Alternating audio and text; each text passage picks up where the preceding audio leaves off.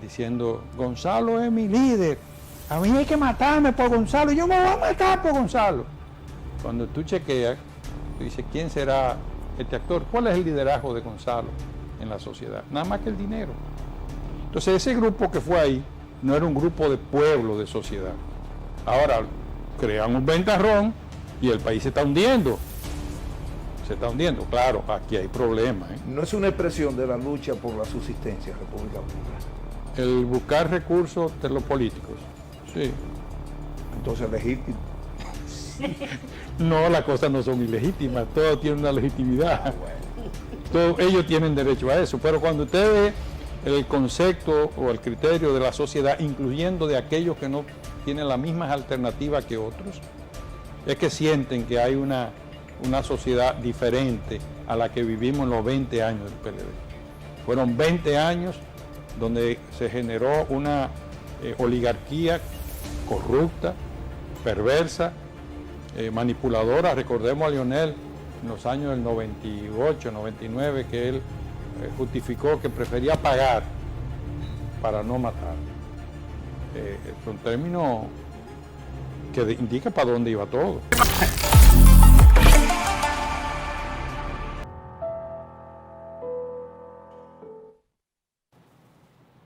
Bueno, señores, aquí de vuelta en Matutino del País. Tenemos con nosotros ya a nuestro invitado en el día de hoy, es Juan Ignacio Espaillat, el expresidente de Anadega, es político, es empresario y sobre todo es amigo de todos nosotros aquí en Matutino del País.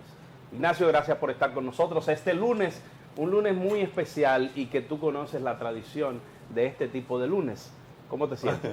Bien, buenos días al Matutino, buenos días a todos los amigos televidentes. Bienvenido. Ciertamente, después de Semana Santa, yo quiero recordar esa Semana Santa del 84. Iniciábamos con eso el programa. Realmente no fue el lunes, No exacto. fue martes. Y fue un acontecimiento que sorprendió a todos, incluyéndome a mí.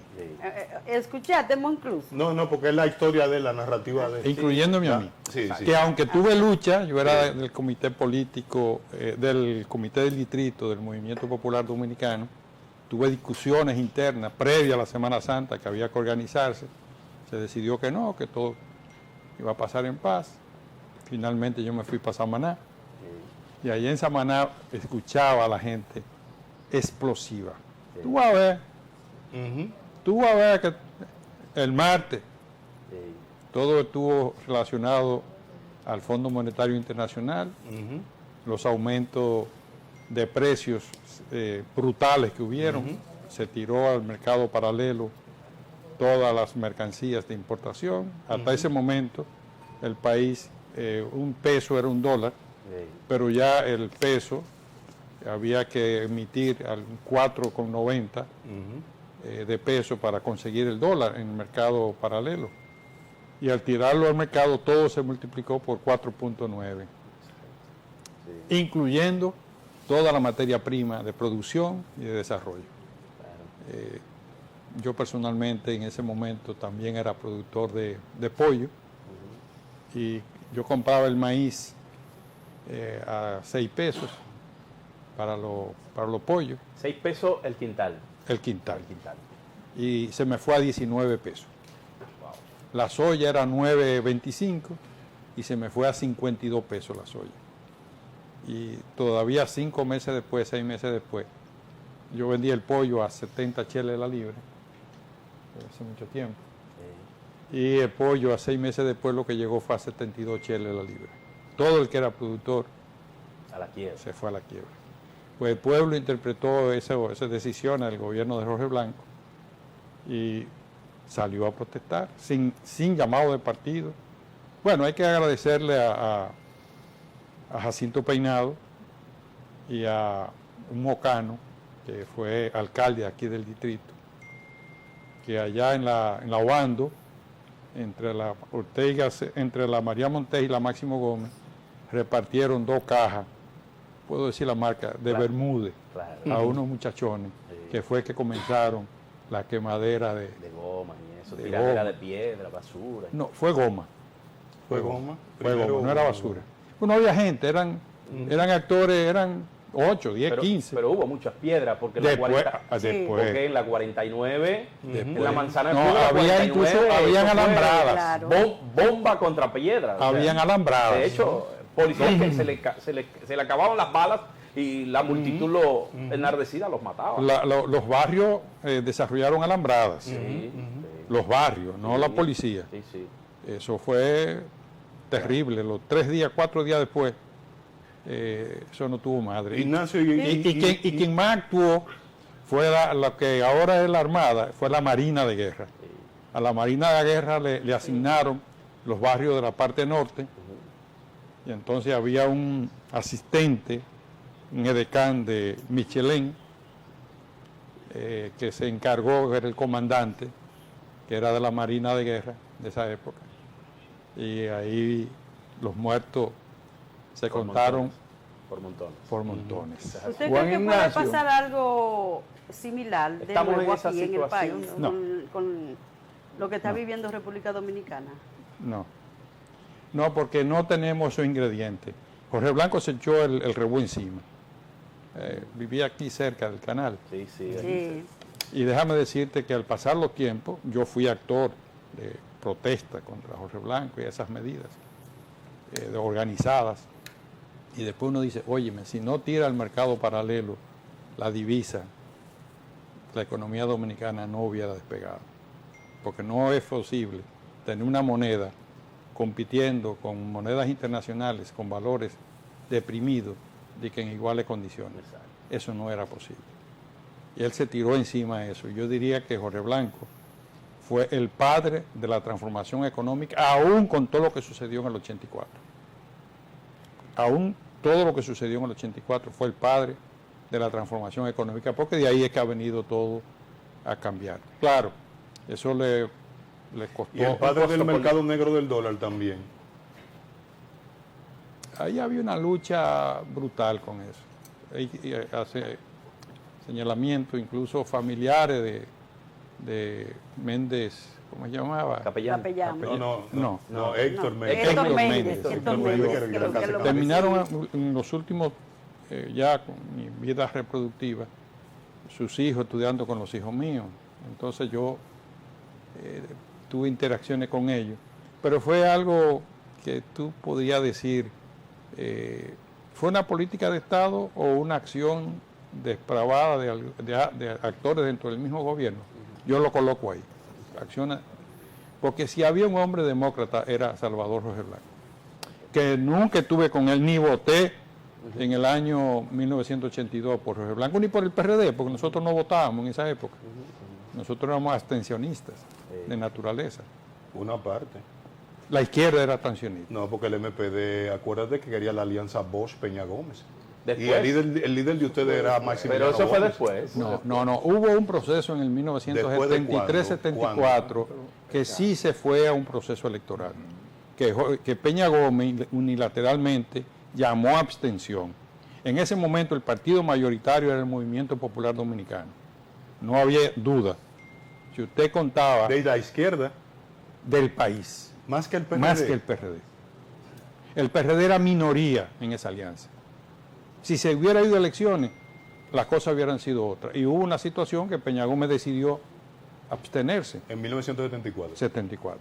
Juan Eso Ignacio. no coincidía con la visión que tenía la alianza en sentido Dice que general. esa actitud validó en los 12 años de Joaquín Balaguer, la no presentación del acuerdo de Santiago. Sí. Si se va a esas elecciones, probablemente lo que Peña Gómez previó se hubiera dado, que hubiera sido un baño de sangre gigante, porque estábamos preparados para pelear. Sí, claro. Óigame, no había duda. No, yo Por no lo sé, menos yo estaban era un niño, decididos. Yo tenía 10 años. yo tenía 19 años. Y yo 10. Y yo estaba organizado para lo que venía. Claro. Bueno, más que preparados, estaban decididos. Porque enfrentar el gobierno quizás no era... Estaba en su momento la táctica Hilda Gotró. Estaba así. Estaba en Y efervescencia. no, pero de todos modos se actuó, porque para el mismo proceso electoral, en La Vega hubo decisión de boicotear las elecciones. Lo único, Juan dije táctica, ¿sí era que le decían? sí, la táctica. La táctica Hilda. Juan Ignacio, Una historia buena. Ha discurrido el tiempo y sin ánimo de uno evocarlo para pretender... Déjame decirte que en el vender la imagen. 74 yo salí a Loyola, del Politécnico Loyola.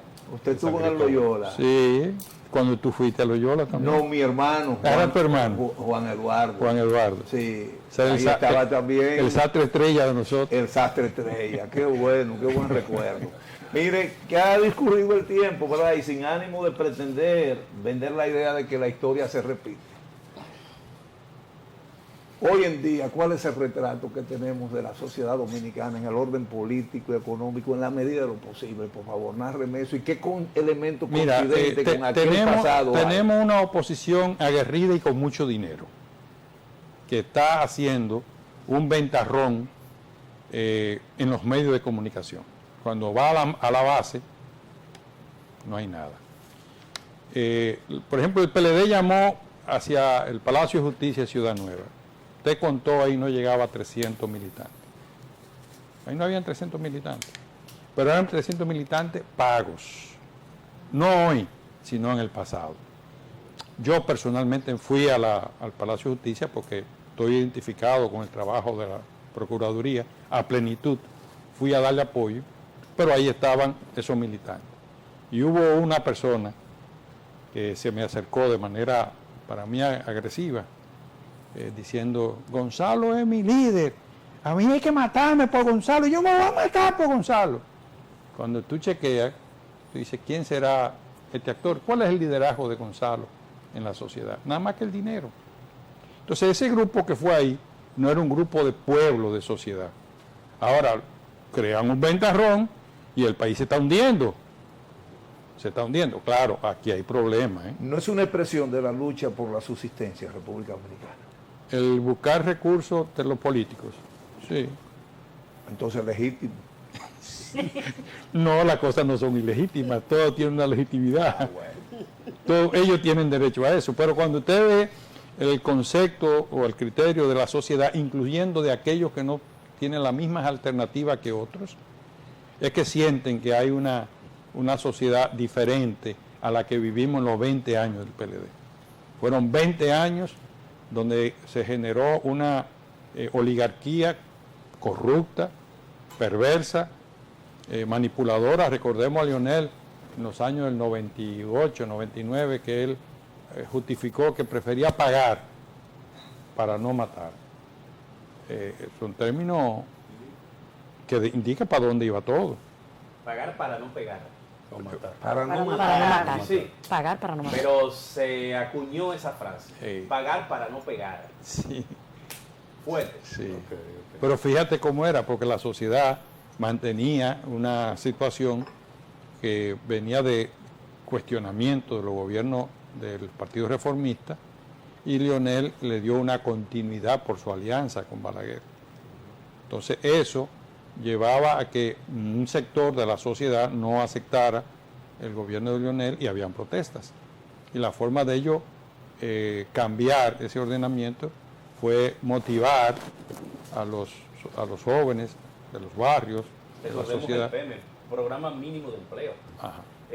Luis Inchausti fue el gran Promotor, sí, Sí. ¿Qué de del malo tenía el PM. PM? ¿Qué de malo tenía el PM? Juan Ignacio, yo dije yo- Programa Mínimo de Empleo. Porque en que era Estados Unidos botellas. existen ¿Qué de malo el que era welfare, botella? Y no es el malo que welfare haya existe en botella. Estados Unidos son La que réplicas. hay hoy, Pero para ti no es malo que haya botella, Monclus. No, Yo no estoy es justificando malo, botella. no, es Son los programas malo. de asistencia. Tú no, De perdón. No era programa de asistencia. Ignacio, exacto. Es Era, una fuera- aclaración. tú tenías un liderazgo. No, Mira, para que tú Depende tengas una idea, cuál era la por continuación de la política de Balaguer. En el 74 yo tuve ciertas La dificultades. tarjeta solidaridad, ¿qué es? Atiéndeme. No es un En PM, el 74, pero- en el, PM plastificado. en el es lo 74 yo tuve problemas graves. O sea, me querían deportar, me llevaron el pasaporte en la cárcel. Bueno, finalmente el procurador de la época se asume, ¿En qué año, dígame? 74. El procurador de la época asume mi persona, me lleva me saca, me lleva para su casa y me manda a la fábrica de papel de Villa Altagracia. Indus Papel. Y yo era técnico, graduado de Loyola, recién graduado. luchando por un salario mínimo para los egresados de Loyola de 250 pesos. ¿Usted estudió electromecánica o estudió? Exacto. Yo estudié mecánica diésel. Mecánica diésel. Entonces, cuando yo voy a la fábrica de papel, me mandan donde el gerente y parece que al gerente le mandaron unas instrucciones. Contrátamelo ahí. Cuando yo voy, digo, mire, ¿cuál va a ser mi trabajo? Dice, no, usted va a estar conmigo, no es un problema. Va a estar en la oficina conmigo. Sabó era el gerente de Fabril, de la fábrica de papel. ¿Y cuánto tengo? Dice, no, ponle 500 pesos. 500 pesos. En el 74, Juan. Sí. Cuando se aspiraba a... Yo aspiraba a 250, porque nosotros conseguimos empleo alrededor de 200 pesos, 225, 500 pesos. Yo salí de la fábrica de papel y no volví. ¿Usted sabe lo que quería? No neutralizar. Exacto. Neutralizar. Exactamente. Y no volví a la fábrica de papel. Es que ya tú eres un ¿Tío, yo cuadro lo del que le estoy MPD, diciendo? Tú eres un cuadro del MPD, que además formado por los religiosos. Los religiosos no es para que tú vayas al tercer cielo. Los religiosos, los Yola, los hermanos de los Yola y de la Salle, te formaban, y los jesuitas en un humanismo bastante práctico y aplicado. Cuando yo llegué a Loyola en el 69, no había presupuesto ni para la UA ni para La doctrina Loyola. social de la iglesia. Ni para la UA ni para Loyola. El padre Pedra estaba en ese Sí, tiempo. estaba Pedraya. Pedra. Y ellos organizaron a los estudiantes en el 68, porque la falta de presupuesto venía reiterada. Y en el 69 apenas teníamos un mes y pico de clase, yo recién 14 años tenía yo.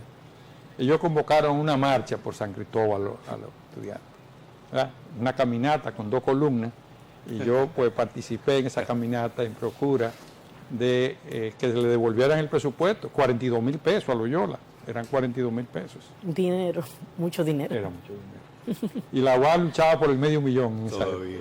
El padre Pedra era un hombre ejemplarizante y sigue siendo. Pero yo traigo eso porque justamente ellos organizan la Asociación de Estudiantes de Loyola Sí. para esos fines. En un retiro que se hizo en el 68, que yo no estaba, en Manresa, Loyola, y ahí se organizó la asociación, y la asociación nace con esa caminata como entre el primero y segundo mes de iniciarse la docencia, y yo participo. Después, cuando ellos lograron su objetivo, destruyen la asociación, porque hay que ver. Juan, pero yo Y eso te... fue parte de los pleitos. Ignacio, yo quiero seguir con la pregunta de Trifolio. Sí, porque esas fueron como 4 preguntas, Ana. Exacto, ¿cómo- Yo también tengo cómo una usted de- evalúa la situación actual, económica y social actual del país? A propósito que se prevé, y es la misma pregunta, organismos internacionales prevén una desaceleración en el crecimiento de la economía y En esos el mundo. números, bueno, a nivel mundial, bueno, sobre todo, pero nos enfocamos aquí en República Dominicana. ¿Cómo ustedes, usted que es un empresario? Mire, con mucha a experiencia, mí me ve? preocupa que el gobierno mantenga un nivel de empréstito como el que está teniendo. ¿Qué fue el adjetivo que usaste? El nivel de empréstito. Pero usaste un adjetivo que yo... que te preocupa. Le Sí, preocupa. me preocupa. Básicamente porque eso tiene sus consecuencias. Eso tiene sus consecuencias. Eso es lo que el vulgo conoce como endeudamiento, ¿verdad? Endeudamiento. O sea, Para que- con eso estamos teniendo un destino muy duro que viene. Pero el presente es fructífero. Ahora mismo, si la economía dominicana no recibiera esos recursos, aquí hubieran grado de dificultades. Porque esto es lo que mantiene esta burbuja de estabilidad. ¿Y qué es la razón de eso? Y quiero aprovechar este programa para comentarlo. Esta Es burbuja, una burbuja. de estabilidad. Sí, no sí. es una realidad. No, esto es dinero y dinero de fuera. ¿Qué me preocupa ¿Los de esta préstamos? situación? No. Que nosotros los ciudadanos somos irresponsables. Nosotros no podemos darle el Congreso al gobierno al que resulte dirigir el gobierno. Lo hizo el PLD de forma reiterada. Y ahora, con la mayoría del Senado y prácticamente un empate en la Cámara de Diputados, el gobierno está logrando aprobar todos los préstamos. Fíjese, el periodo 96-2000, que fue el primer periodo del PLD, que tuvo que pagar para no pegar, ¿tú ves? No tenía Congreso. ¿Y qué tuvo que hacer ese gobierno? Hace un gobierno bueno. porque no pudo endeudar el país como lo hicieron después entre el 2004 al 2020, que fue un desastre.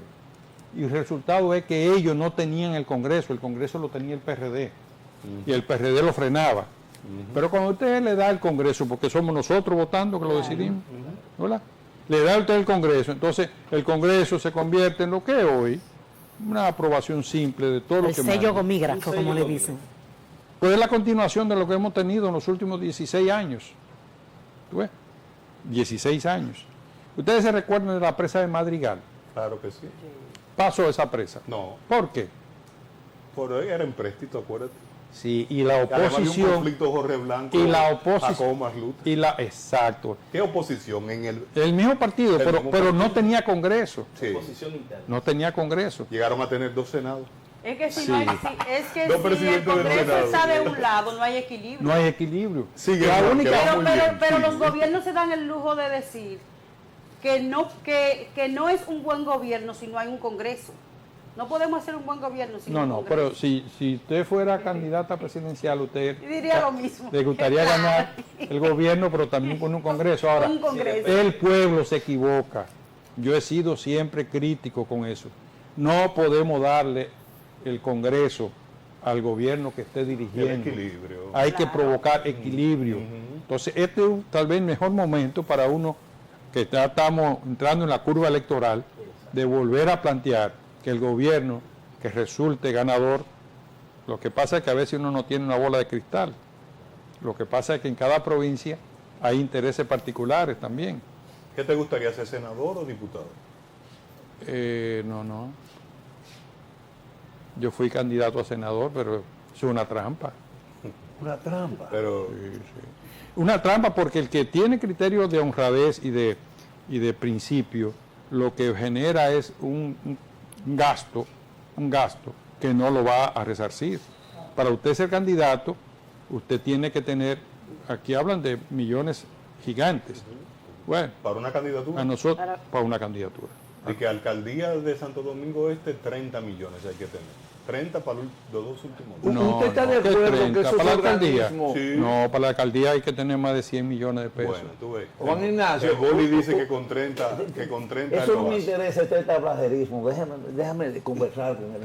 Trifolio tiene mucha Mire, idea. yo realmente usted está de acuerdo con que muchos de esos organismos colegiados, por lo menos, y perdónenme, ese es mi criterio muy particular, desaparezcan del plan político administrativo Bueno. del Estado.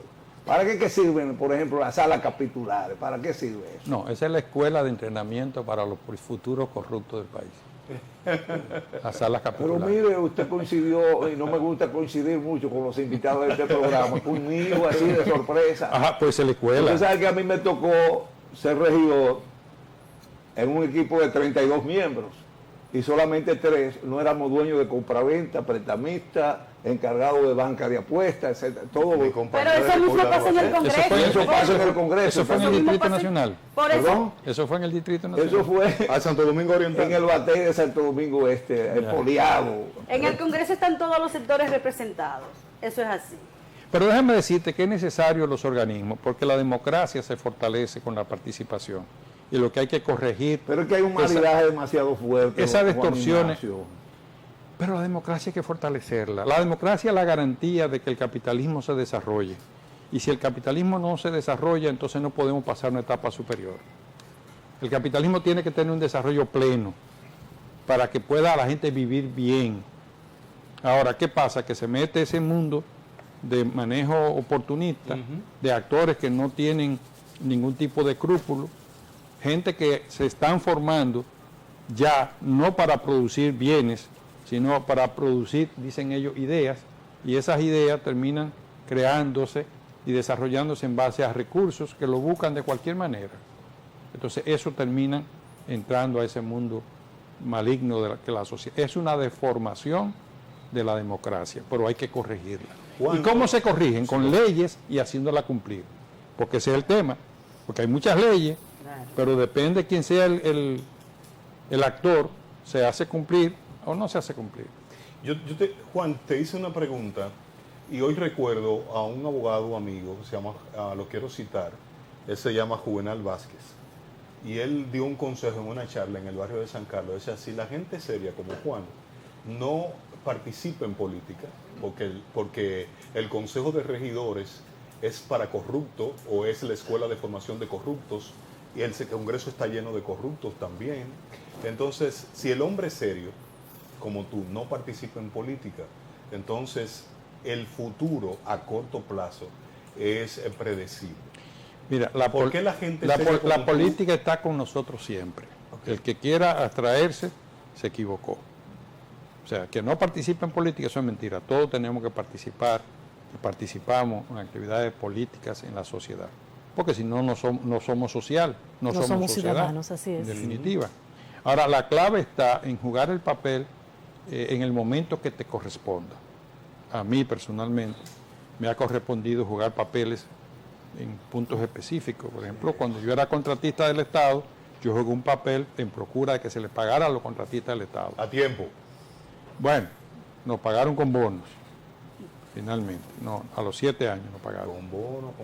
Sí, en el 99 nos tiraron, se aprobó una ley de bonos que fue la primera que el PLD corrió en el país, porque cuando Balaguer terminó su gestión dejó una deuda a más de 3.500 ingenieros y contratistas que no le pagaban. Claro, a los 24 grandes compañías del gobierno de Balaguer, esa también le quedaron debiendo, pero al fin y al cabo no tenían la misma presión de ingenieros que fueron a hacer acera, contenes, calles, badenes, alcantarillas, centros comunitarios, play, cancha a los pueblos, que fue parte de la gran política de Balaguer entre el 87 hasta el 96 que estuvo ahí gobernando.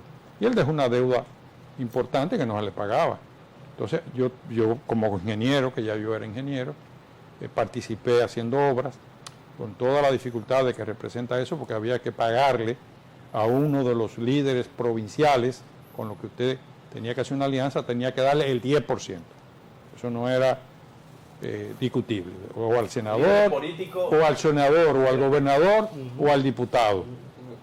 Esos eran los líderes que Balaguer le daba esas obras y había que darle el 10%.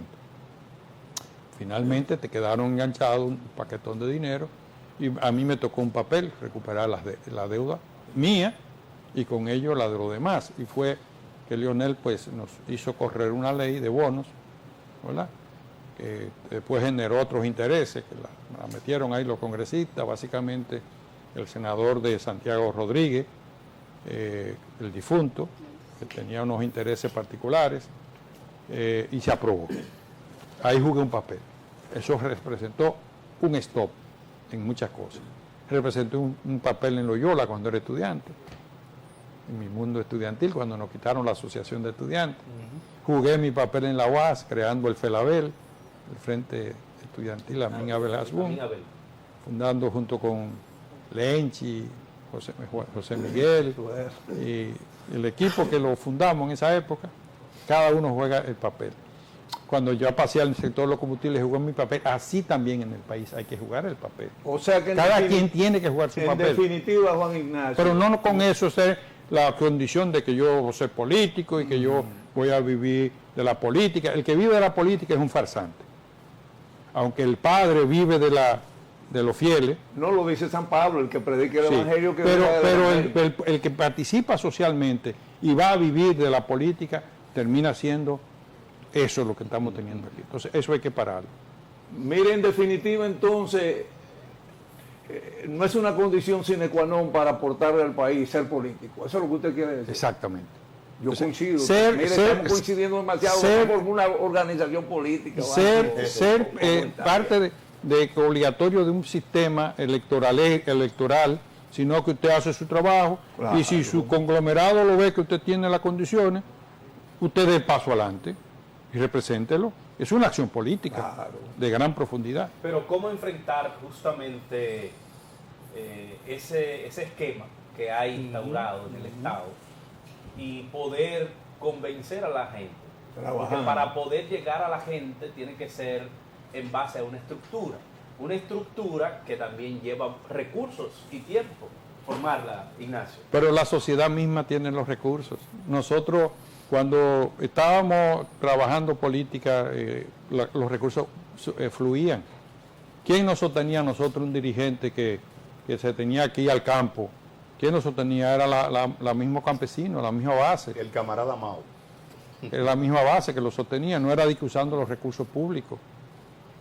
Ahora, claro está. Que hay una ley que dispone de recursos públicos para los políticos, para los partidos. Bueno, eso es parte del fortalecimiento de la democracia, que yo no estoy en desacuerdo. Eso fue luego de un fraude colosal a Peña. Aunque debía haber controles. Debía haber, exacto. Debía haber controles. Y que esos cuartos se inviertan en eso. El detalle es que la cúpula de los partidos políticos, los que han estado, es utilizando esos recursos a discreción. Así es. A discreción. ¿Cuánto te dio, por ejemplo, Trifolio, por ejemplo, que fue candidato a regidor y ganó, cuánto le dio su partido para él formar y hacer llegar su propuesta? Nada le dio. Yo no estaba ahí, pero nada. Los afiches. Nada, seguro que no le dio nada. ¿Cuál es la queja de los dirigentes de base? Que, Ignacio, tú muy bien puntualizabas. Y escúchame, Ulises, que creo que vale la pena la interrupción. Sí. Muchas veces nos quedamos a nivel local diciendo cuánto la Junta da, pero también hay un gran aporte desde el exterior con organizaciones con las que se mantienen ciertas relaciones, que es tan significativo como el que hace precisamente el organismo local. Es mucha la plancha, es mucha los electrodomésticos que se envían desde algunos gobiernos que participan directamente con la candidatura de alguien para que llegue y se materialice. Trifolio, por eso es normal. Es normal, ¿verdad? Déjame decirte que en las elecciones del año 2018, que hubo elecciones en Haití. En el 18. Sí. Bueno, cuando Martelly salía. Y llegó el cantante. Después de cantante de Martelly, en esas elecciones. Sí. 18. Sí, 18. Luego un paquetón de candidatos haitianos vinieron aquí, sí, claro. se entrevistaron conmigo y yo fui a Haití a apoyarlo. Claro. Yo fui a Haití a apoyarlo. Yo recuerdo. No, y de Venezuela aquí han venido muchos aportes. Lo hice yo como gobierno, intervención, nada de eso. Es por un tema que tú dices, coño, también ellos merecen. Sí. Eso es normal. Lo malo es que eso se convierta con objetivos de actores. Porque, por ejemplo, ustedes no sabían el Senado, que muchas imprentas de aquí le hicimos los afiches a los candidatos haitianos. A cargos haitianos.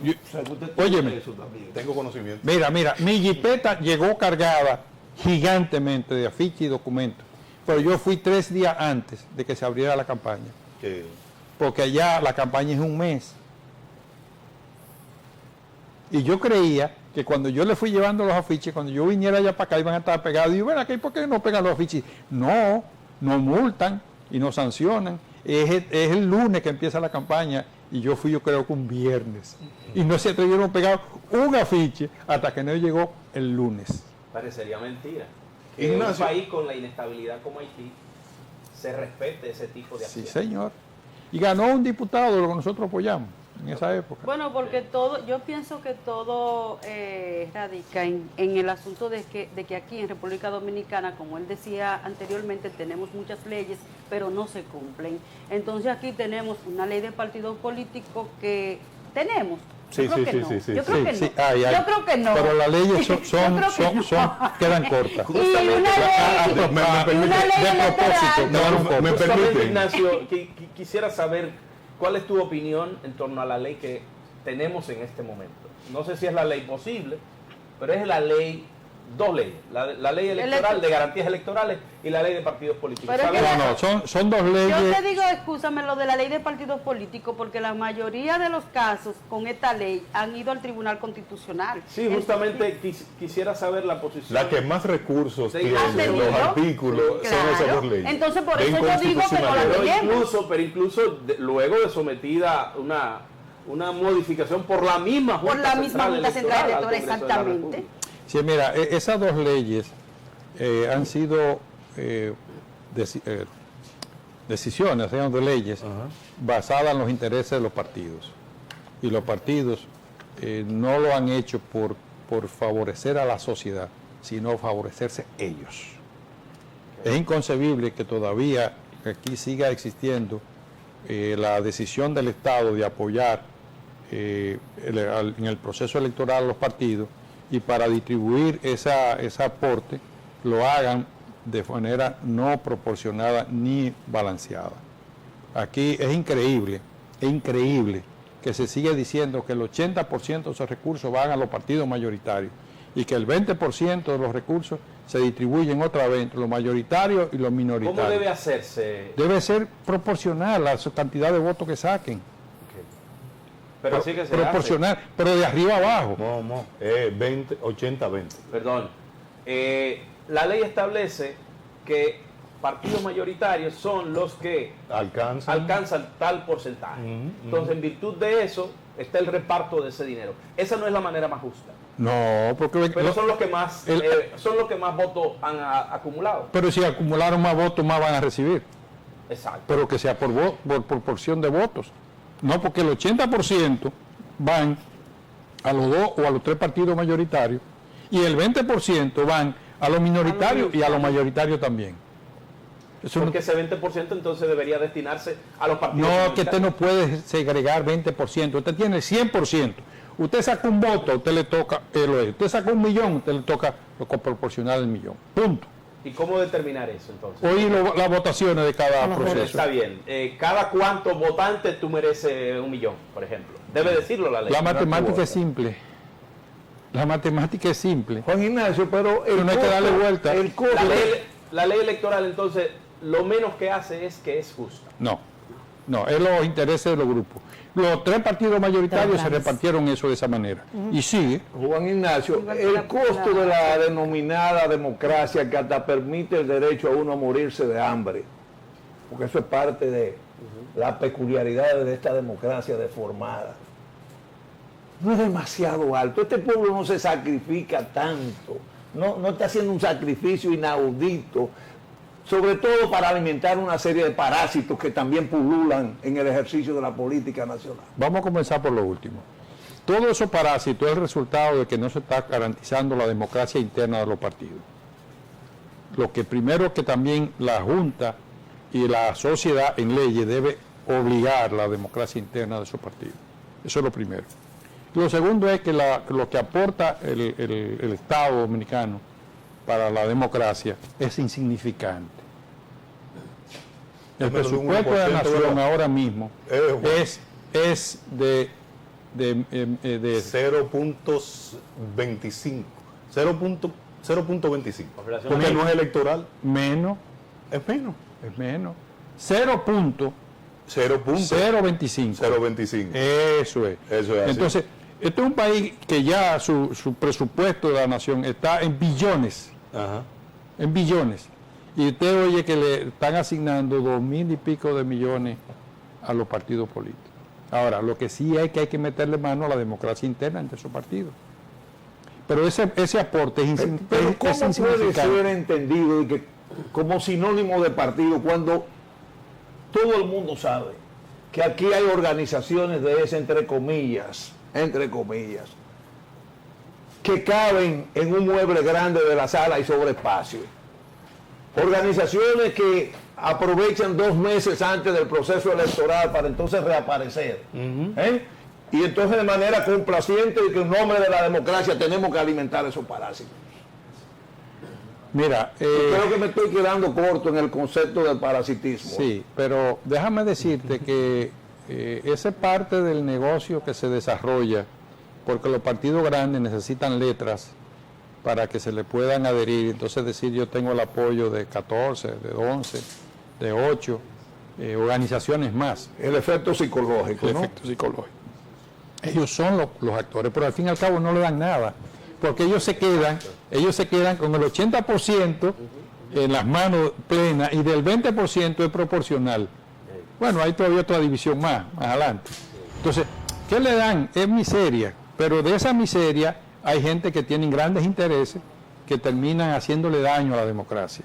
Ser miembro de un comité político, un comité central de un partido, es una profesión en República Dominicana, prácticamente. No, porque esos partidos pequeños tienen dueños. Ah, tienen dueños. Sí. Don Beto Ríos. Eso es para los dueños. ¿Cómo ven Eso de- Don Beto Ríos. Tienen dueños. La mayoría de esos partidos tienen dueños. Sí, así. Dueños. Mire, yo no quiero dejar Tienen que dueño en el punto de que incluso un local que tengan ellos no pertenece a la militancia, pertenece a ellos, están a nombres de ellos.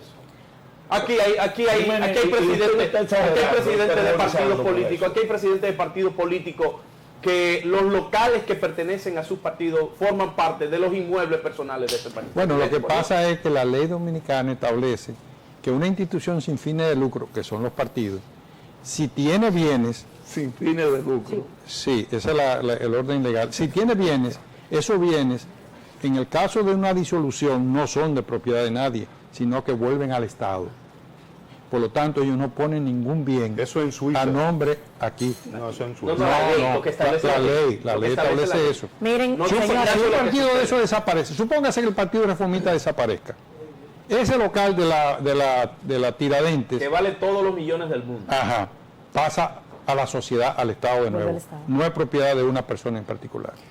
está Esa es ya, la ley. mira, antes de que porque ya tenemos que irnos casi Pero ¿y a por la qué pausa. el PRSC, Tenemos que aprovechar. no el PRM, el PLD, Porque Juan todos Ignacio, por favor? esos locales son propiedad de gente. Exacto. Esos son propiedad de gente. Ajá. No son de Mire, partidos. España, usted como Por esa empresario, razón. Es así. hemos recibido, bueno, ya se está implementando un nuevo aumento salarial.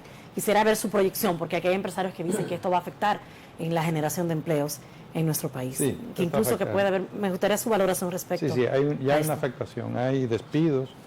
Este mes de abril ha habido muchas personas que se han quedado sin empleo porque las empresas no soportan ese aumento. De todas maneras, yo estoy de acuerdo. Déjeme decirle por qué. La sociedad O sea, ¿tú estás de necesita... acuerdo ir con que cancelen gente, que voten No, gente? Al aumento. no. Concluyo. El aumento, porque tenemos que darle mayor poder adquisitivo a la gente. Nosotros no podemos seguir con salarios de miseria, con empleados formales que no tienen para vivir con el salario de una sola persona, una familia no vive. Tiene que trabajar la esposa, tiene que trabajar el hijo mayor, y eso pues, termina siendo una especie de sociedad que no piensa, que no solamente sobrevive, y cuando se sobrevive no hay desarrollo de la democracia.